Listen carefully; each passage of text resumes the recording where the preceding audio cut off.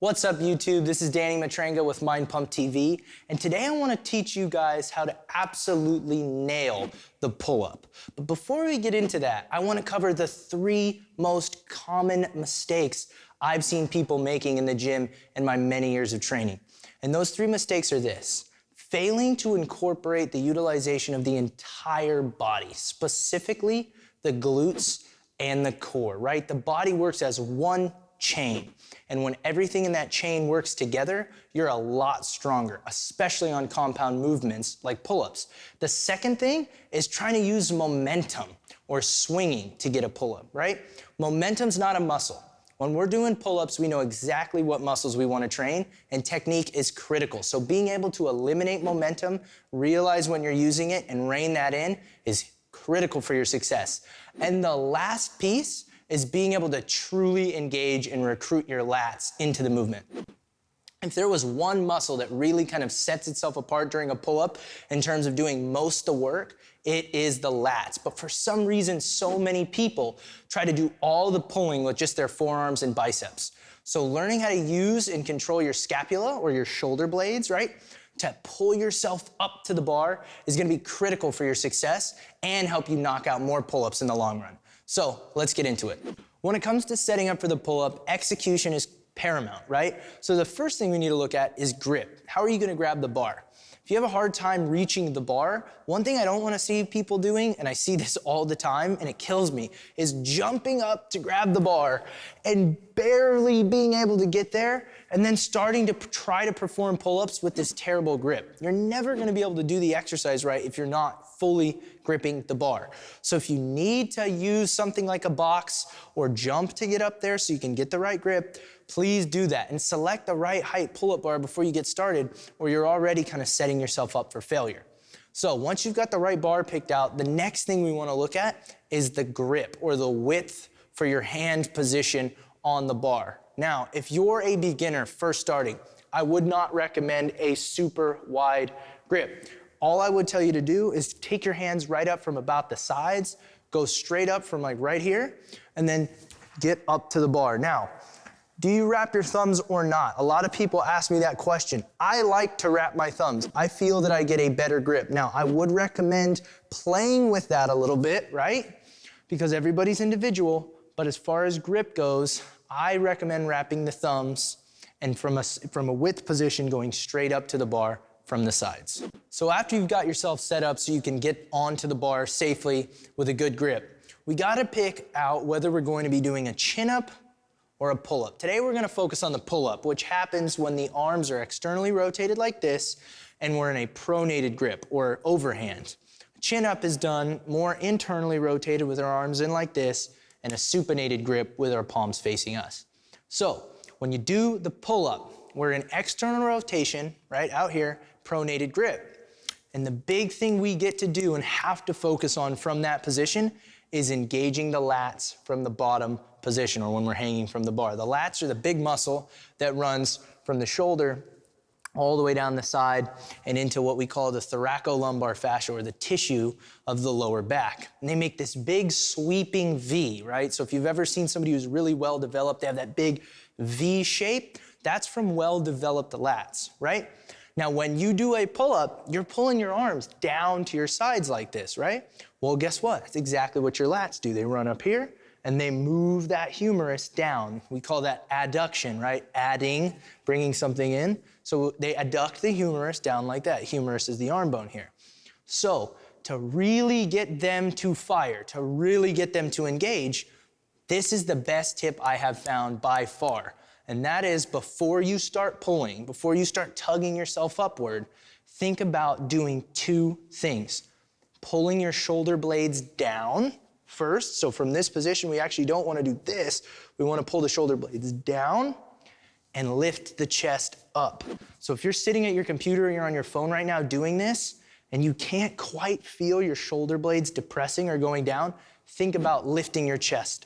I've found that 9 out of 10 clients, if they can't quite do that, if you cue to lift the chest, the shoulder blades will go down on their own.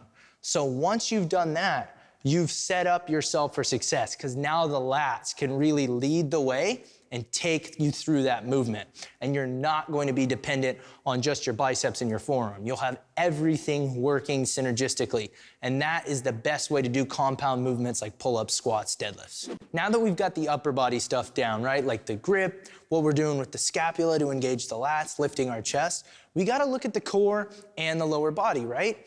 Pull-ups might seem like just an upper body exercise, right? Just like squats might seem like just a lower body exercise, but they're not. It's a total body exercise, and being able to stabilize the trunk so that we're not swinging back and forth requires us to recruit two things mainly. The first one is the core, the second one is the glutes. So after you guys are up there on the bar, what I want you guys to do is to brace your core and squeeze your glutes. Now, you don't have to contract everything so tight that you can't breathe, but I want you to engage those muscles, and that's gonna do two things for you. The first is it's gonna really fire up the kinetic chain, and it's going to use what we call the kinetic link principle, right? Which are muscles firing in a chain-like fashion that really makes the whole body stronger. So the glutes are on, the core is on, the lats are on, the biceps and shoulders and forearms are on. So we have contraction from all the way down here to all the way up here, and that's gonna make you a lot stronger. The second thing that that's gonna help you do is avoid swinging. And killing momentum when we do pull-ups is so important. So now you guys have all the relevant setup cues rocking and rolling, right? We're on the right bar, we've got the right grip, we've got the glutes, core, and scapula doing what they need to do. So now we gotta talk about execution, breathing, bracing, all these things, right? So I'm up on the bar, right? My feet are touching, but they're not crisscrossed. My glutes are engaged. As I pull up, I exhale. That helps me engage my core. Right? I'm controlling my body as I come down. That's a big piece that a lot of people neglect. You'll see a lot of people do their pull-ups like this. They'll pull up and they'll drop down. And they won't emphasize any of that eccentric portion or the lowering phase of the lift. Imagine that on any other lift. It looks kind of silly when people blast through it. The same thing's true on pull-ups. I need you guys to focus on, again, getting set up, get your grip, exhale as you go up, keeping your glutes engaged, and you'll notice when I do that, I don't really have the ability to swing very much. But if I cross my feet and I don't have my glutes engaged, my hips can be kind of loose like this, and I can start to use momentum. And what that does is it actually throws my body's position off, and it might make the movement even harder.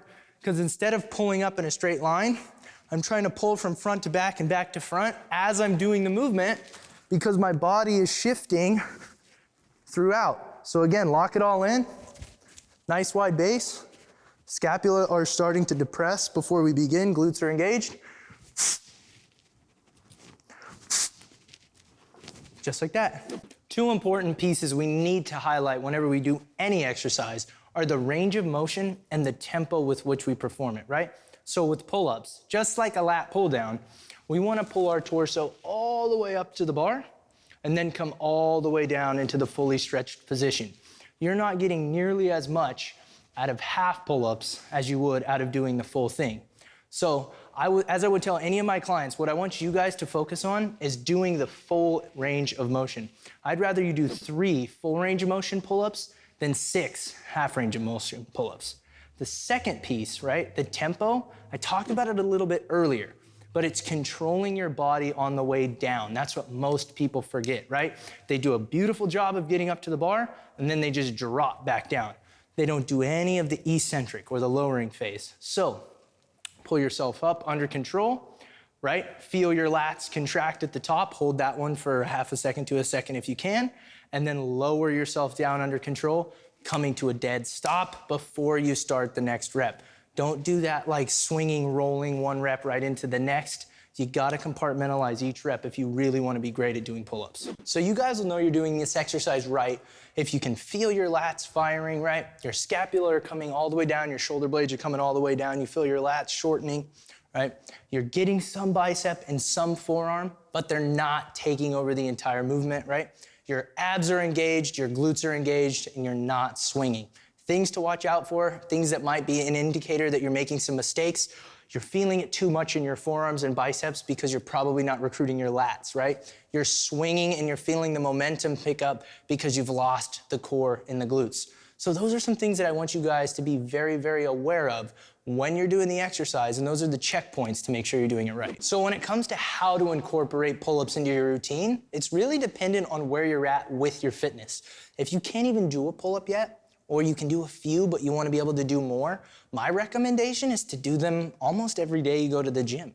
I would actually start every workout with a few sets of as many strict form pull-ups as possible. And the reason you can get away with doing it with pull-ups where maybe you couldn't with other exercises is because it's mostly body weight, right? There's not a lot of external loading, so your body's gonna be able to recover from a couple sets of AMRAP, or as many reps as possible pull-ups. And the beautiful thing about that is not only does it give you practice, but you're also gonna prioritize the frequency of the movement, which will help you get better at them.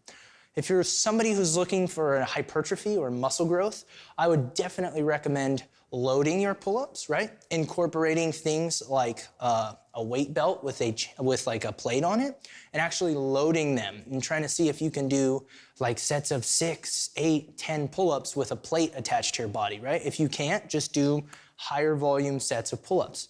And if you're somebody who's training for strength or like powerlifting, you could use all those same rules that the hypertrophy person would be using as well. Thanks so much for tuning in, guys. Really hope you enjoyed the video.